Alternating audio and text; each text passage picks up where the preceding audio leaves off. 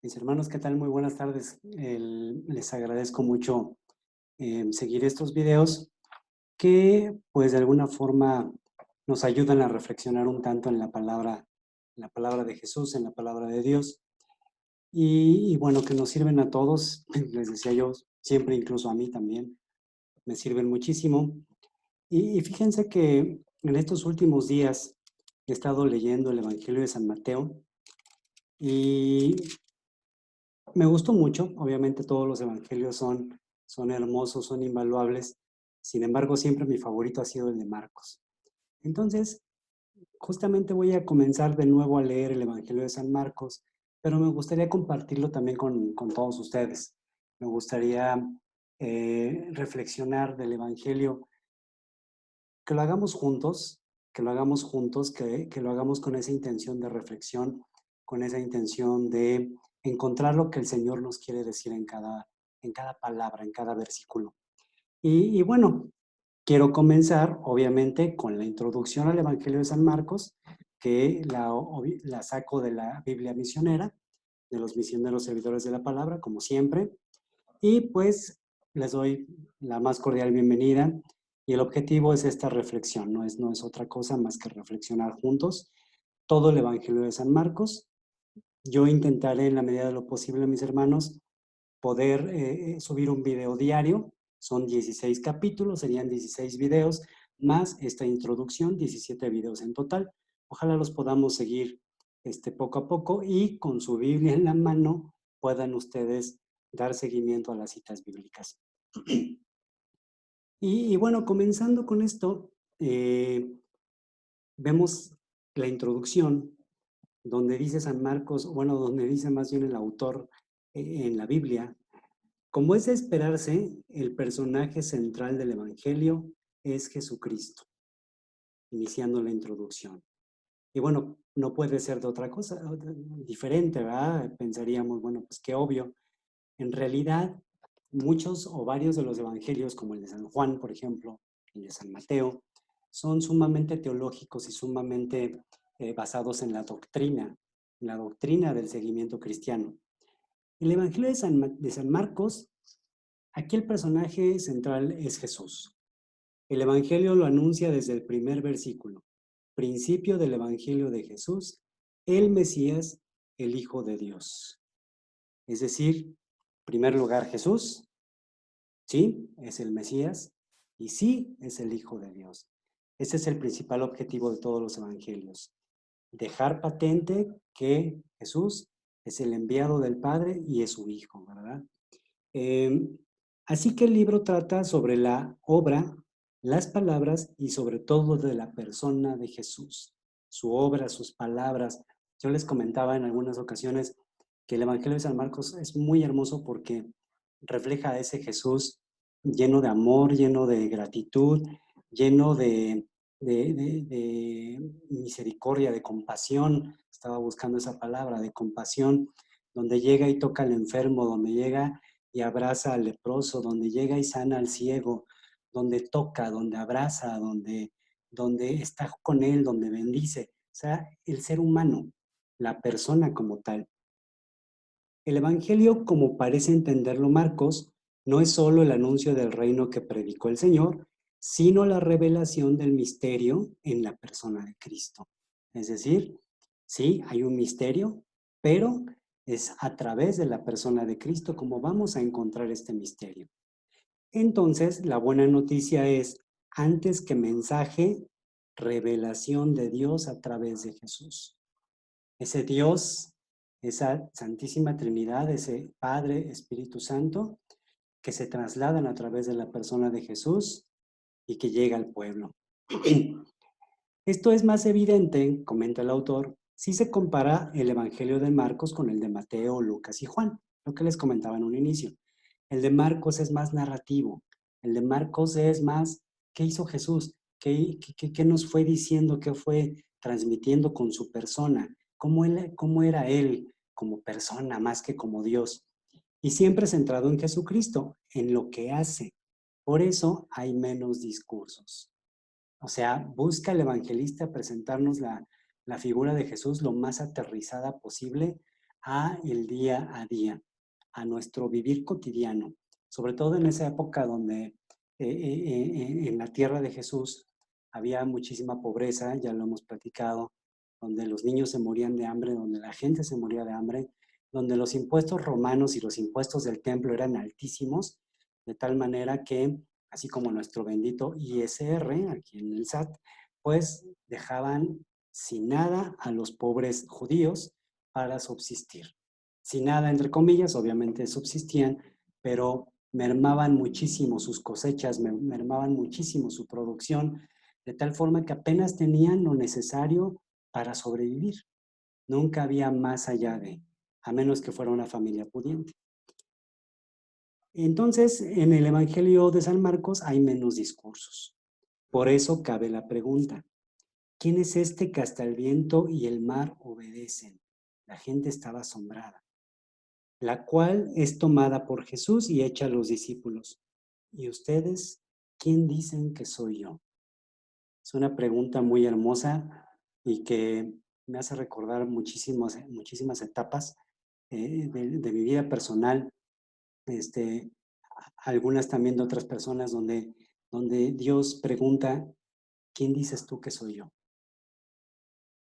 Dios, el Dios del templo, el Dios de hoy sí, mañana no, el Dios de hoy me porto bien, mañana no me porto bien, como decía el padre, el Papa Francisco, en fin, nos interpela, ¿verdad? ¿Quién dices que soy yo? Creo que esa es la pregunta básica de todo este evangelio. Luego les habla de su muerte y resurrección, hechos que acontecerán en Jerusalén, en la gran ciudad. Una vez resucitado, la noticia se centra en este hecho. Es decir, el plan evangélico es ir revelando poco a poco el misterio de Jesús Nazaret, Mesías e Hijo de Dios que predica el reino. En la figura de Jesús, en la persona de Jesús, cómo Dios se manifiesta y manifiesta su reino entre todos nosotros. Y eso es bellísimo porque es un plan trazado por el Padre para cada uno de nosotros. El Padre va revelando su figura a través de cada uno de nosotros. Recuerden que buenos, malos, nosotros clasificamos a las personas, pero Dios no clasifica a las personas. Para Él somos hijos e hijas de Dios. Y este Evangelio lo refleja muy bien. Pero el Evangelio no sería suficientemente comprendido y transmitido si no se toma en cuenta a los discípulos, especialmente a los 12, a los elegidos. Ellos son un signo privilegiado del reino de Dios. ¿Por qué? Porque los llama. Jesús, Dios mismo, Jesús sube a orar al cerro y en el momento que baja de orar, de hacer oración toda la noche, dice el Evangelio, llama a 12, sus elegidos. Había cientos de discípulos a los cuales pudo llamar, él escoge a 12.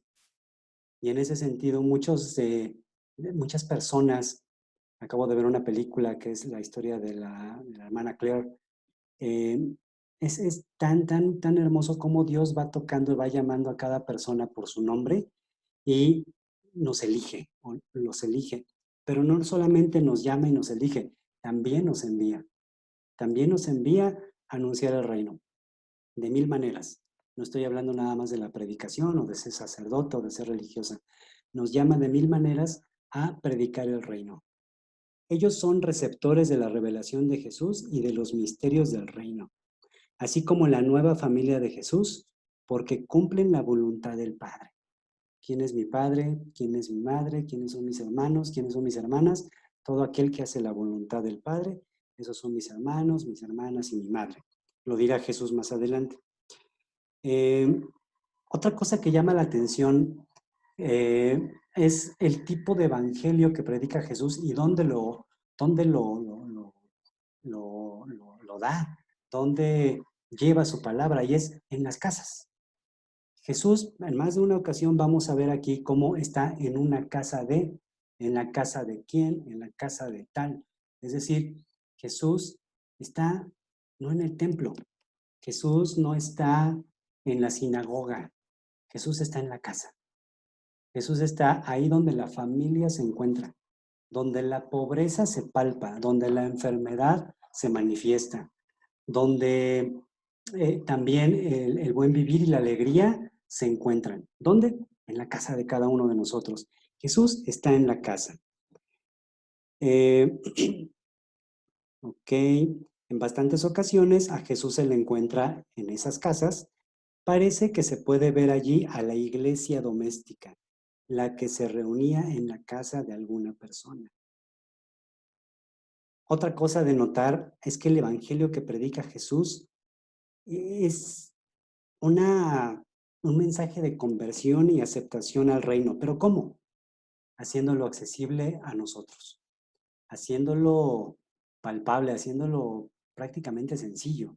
Comentábamos en algunos temas que ser parte del reino de Dios, ser parte de la familia de Dios, no requiere de tantos trucos y de tantas marometas.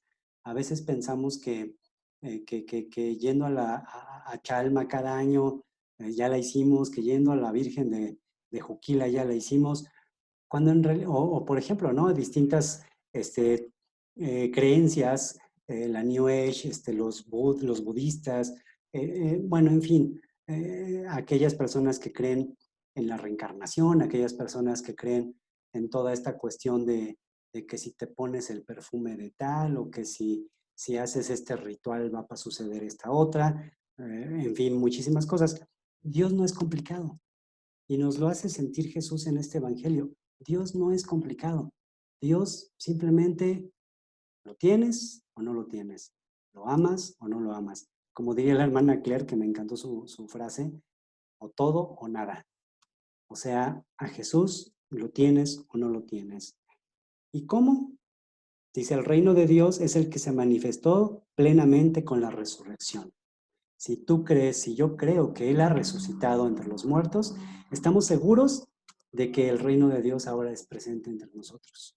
Pero si dudamos, si sentimos que sí resucitaría, no resucitaría, ¿qué querrá decir las palabras de los evangelios con esto de la resurrección?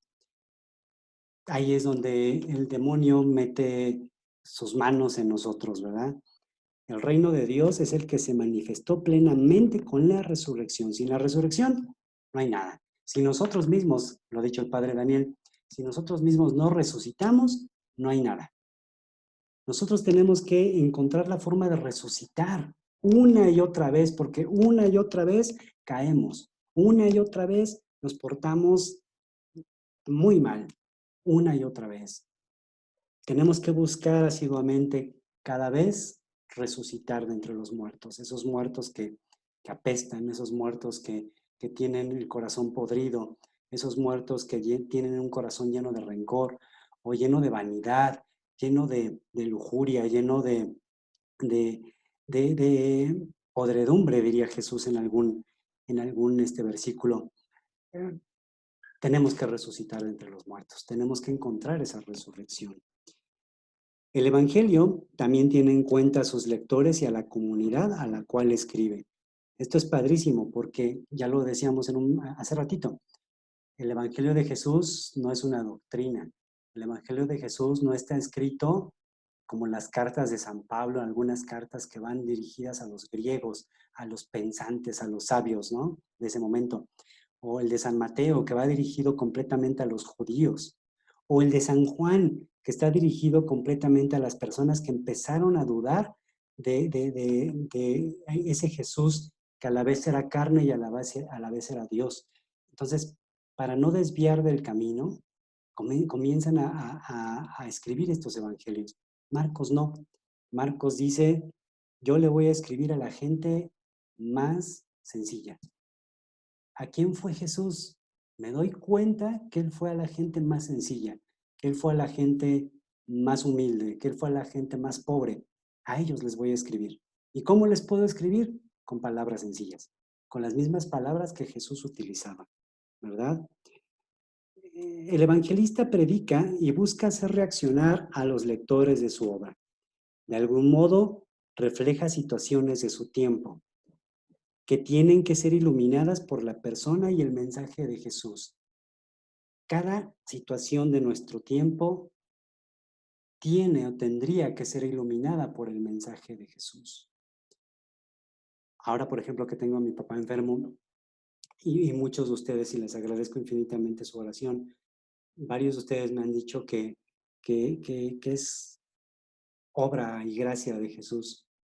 Hoy comienzo a verlo como un regalo donde Dios está manifestándose para completar su obra.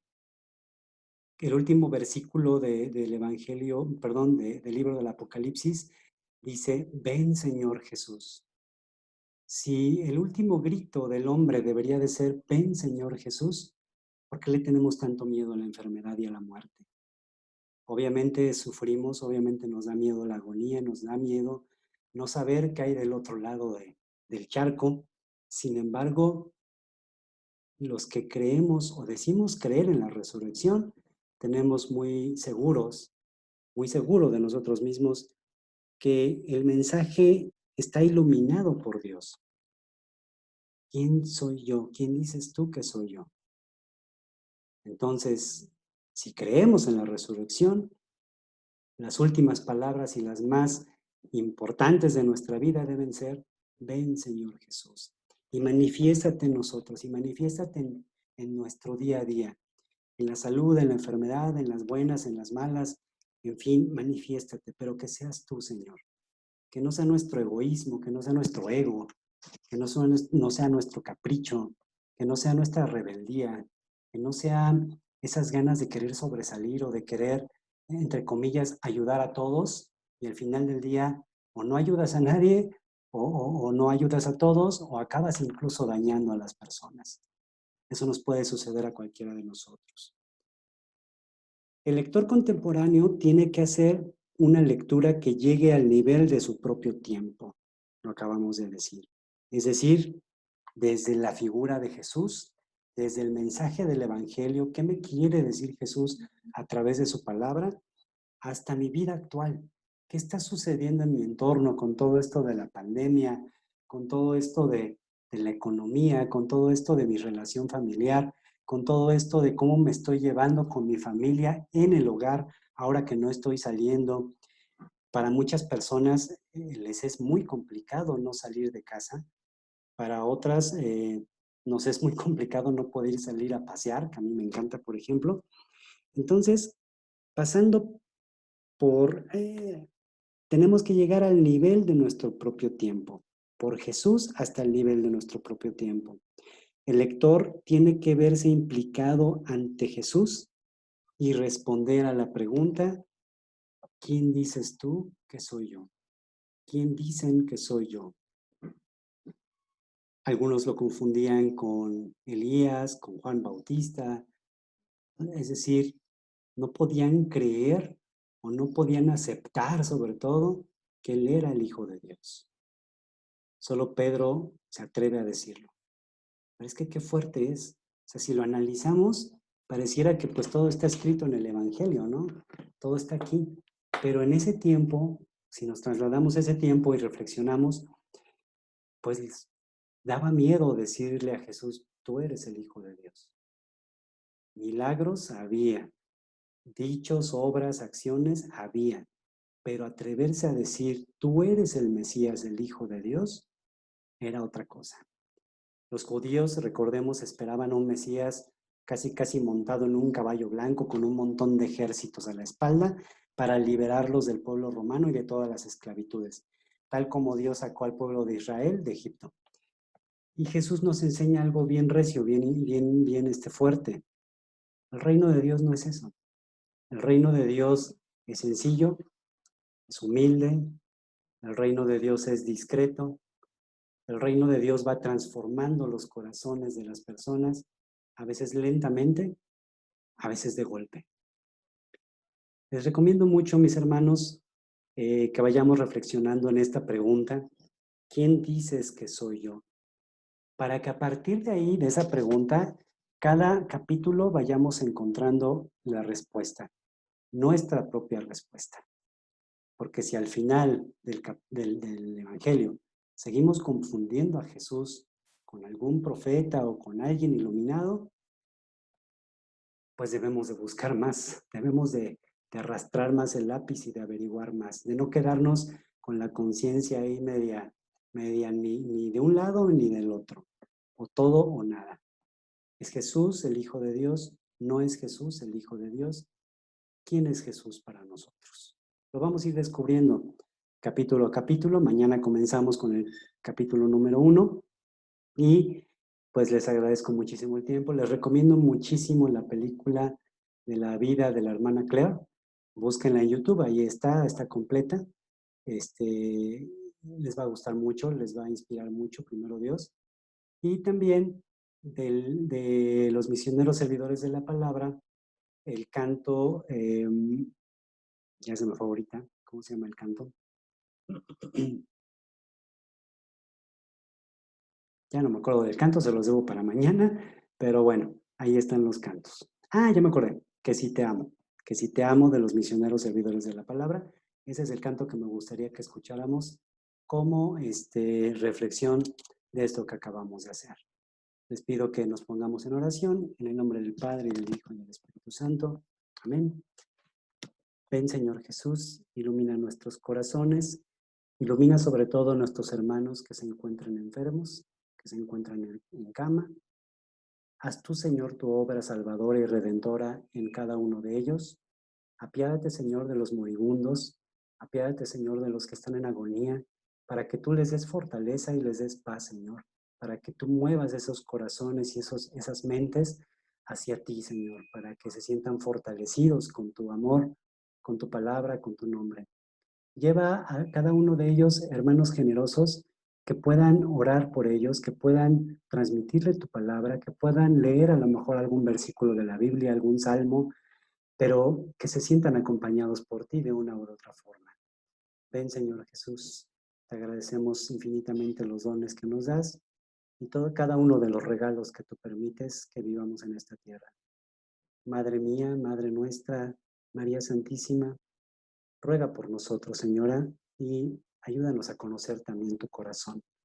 Ayúdanos realmente a querer abrazarnos por ti, a no despegarnos de ti, Señora, porque solamente tú nos puedes llevar a tu Hijo con tanto amor, con tanta sencillez. Aquella madre que yo me la imagino en Nazaret, sencilla, joven, humilde, trabajadora, en armonía con San José, con su Hijo Jesús. Enséñanos, Señora, y ayúdanos para que nuestras familias pasen por lo mismo que tú has pasado. Te lo pedimos en el nombre de Jesucristo, nuestro Señor. Amén. En el nombre del Padre, y del Hijo, y del Espíritu Santo. Amén. Que Dios les bendiga. Muy bonita tarde. Cuídense mucho. Hasta luego.